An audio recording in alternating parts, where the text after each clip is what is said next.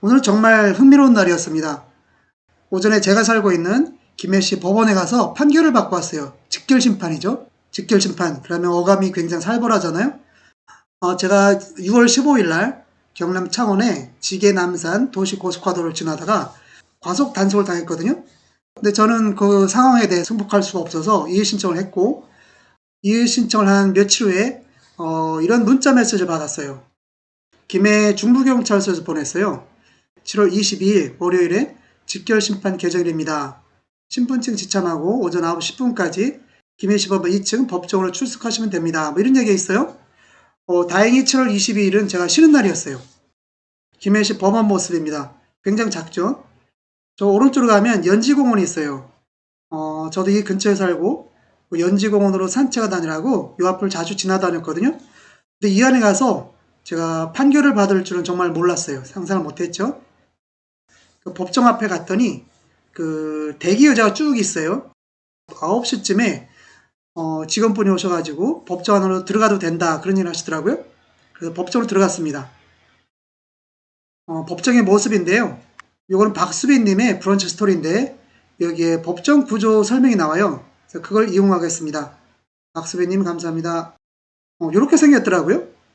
왼쪽 코하고 거의 비슷하게 생겼어요. 일단 법정을 들어가는데 뒤로 들어갔어요. 뒤로 들어가니까 박정석이 있었고 대기석은 요거는 없었어요. 그리고 원고석, 피고석이 있고 증언대는 없었어요. 그리고 법원 사무관석 여기 2개가 있었고 법관석이 이렇게 3개인가 있었어요.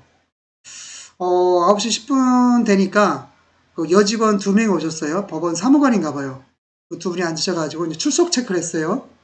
저희는 이 방청석에 앉아 있었는데 한 20명 정도 됐던 것 같아요.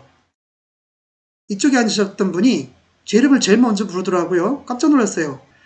그래서 가서 신분증 제출하고 그리고 제가 준비해간 그 보충 설명자를 제출했어요. 몇 분 안 오신 분도 있더라고요.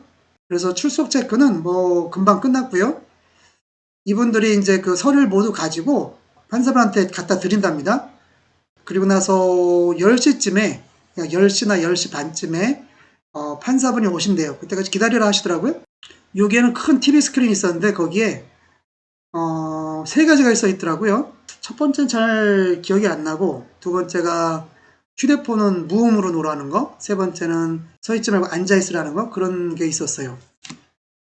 10시 조금 전에 법정경찰 젊은 친구더라고요. 그 친구가 여기 등장을 했고 잠시 후에 10시 되니까 판사분하고 법원 사무관이 입장을 하셨어요.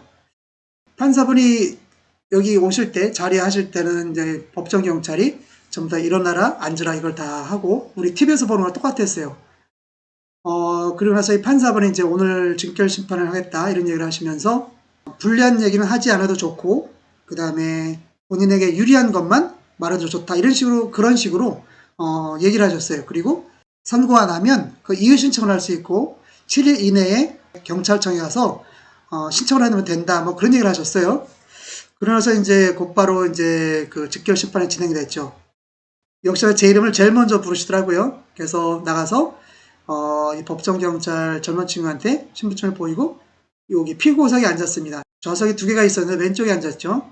여기 보니까 마이크라든가 이렇게 다 설치가 되어 있더라고요. 판사분이 제가 제출한 자료를 다 보셨더라고요. 그래서 거기에 추가로 질문을 몇 개를 하셨고 제가 답을 했습니다. 그리고 원하는 말 있으면 해보라고 해서 제가 보충적인 말을 좀 더 했습니다. 그러면서 이제 저한테 선고를 해야겠다 하시더라고요. 단속 카메라에 단속된 거는 그걸 무죄로 여기서 할 수는 없답니다. 직결 심판에서 무죄로 할 수 없고 그건 유죄로 인정을 하되 선고를 유예하겠답니다. 그러면서 과태료는 3만원 유지를 하고 그리고 선고 유예를 한다는 거예요. 이게 무슨 말인지 전 모르겠는 거예요. 그래서 저 질문했고 판사분이 다시 설명을 해주셨죠. 1년 이내에 동일한 범법 행위를 하지 않으면 자동으로 없어진답니다. 그 과태료 3만원이라는 게.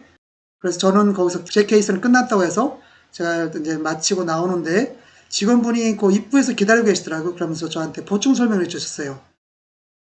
이의 신청 하려면 하라고 하셨는데 저는 그냥 그건 하지 않기로 했습니다.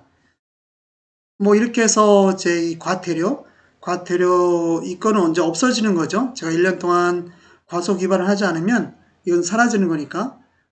결국은 이 표지판 때문에 발생한 거죠. 이 표지판들, 4개의 표지판이죠. 2km, 1km, 150m에 있는 출구점 예고 표지판, 그리고 저 앞에 있는 출구점 표지판, 이런 거죠. 이 앞에 출구가 있다고 표지판들 알려주고 있잖아요. 근데 없으니까 운전자를 이걸 찾고 있었고, 그러다가 앞에 있는 그 제한속도 변경 표지를 보지 못하고 단속 카메라 앞을 지나가게 된 겁니다. 과연 이것들은 누가 설치했는가 궁금해서 창원시에 전화를 해봤어요. 창원시 도로건설과인가요? 거기 전화해서 물어봤습니다. 그 담당자분하고 통화를 했는데, 그럼 자기가 알아보고 전화 주시겠다고 했는데, 결국은 이 도로의 운영업체인 도시 남산 고속화도로 운영실에 있는 그 직원분들이 저한테 전화를 하셨어요. 시골간이라고 기차를 타고 이동 중이었는데 그분들이 전화를 해와서 무궁화호 그 중간 칸과 연결되는 거 어디죠? 그 시끄러운 곳 가서 거기서 엄청나게 소리를 질러가면서 통화를 했어요.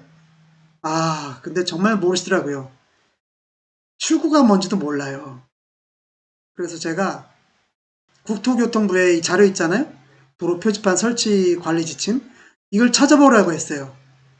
출구 정의가 뭔지 볼까요? 여기 맨 앞에 나오잖아요. 출구가 무엇인가? 출구 정보 안내 표시, 뭐 이렇게 나오고, 출구점이란 고속국도 출구에 감속차로 시절 말한다. 이게 나오잖아요. 기차 그 시끄러운 데서 떠드는데 말을 못 알아셔가지고, 결국 이분들이 그 도로 표지판, 그걸 경찰 측에 설치를 하셨대요. 그쪽에다 알아보겠답니다. 거기 이제 창원 서부경찰서죠. 그쪽에다 알아보고 저한테 연락을 주겠답니다. 어쨌든 저는 지난번 그 과태료 그거에 대해서 판사님의 현명한 판단으로 선고유예를 받았습니다. 비슷한 일을 겪으신 분들에게 참고가 되었으면 좋겠다는 마음으로 이 영상을 만들어 봅니다. 감사합니다. 안전운전 하십시오. 그리고 쉬운 도로가 안전한 도로입니다. 한국에서도 할 수 있습니다. 왜 못할까요? 도로관계자분들 해주세요. 네?